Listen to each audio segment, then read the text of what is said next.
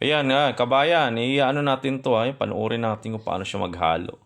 Para siyang robot. Ganun siya kagaling maghalo.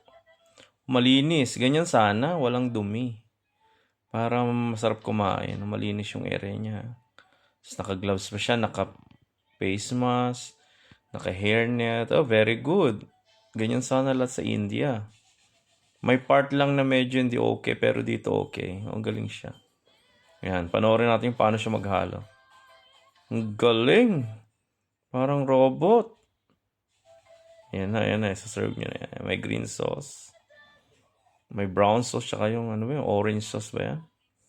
Ayan, may linalagay na siya kung ano-ano. Ano, pansin ko sa kanila, vegetarian sila. Puro ano sila, oh. Puro gulay. Rice ata yun, eh. Spinach. Ayan. Ayan, linagay lahat.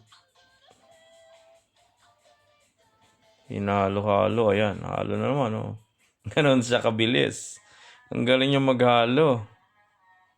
'Di ba? Ayan, sige. Lagay mo lahat ng sauce. Sige. Ayan. O, ganyan sana kalinis, di ba? Organized pa, malinis. Tapos may upuan. Maganda yung kainan. Kaya, iba-ibang putahe pala tinitinda niya. Sa India naman, hindi naman lahat ng part ay madumi. Meron dyan malilinis din. Kaya ng mga restaurant. Pero dito, inaano natin street food. Parang Pinas din, merong part din na madumi. May part na malilinis. Depende na lang dun sa nagsiserve. Ayan, linagyan niya ng mga konono. No, vegetarian nga talaga sila lahat. Ayan. Ang dami niyang customer pati, nakapila. Ang ano lang sa kanya kakaiba, kung paano siya maghalo, napakabilis. Ayan, hindi siya napapagod, oh.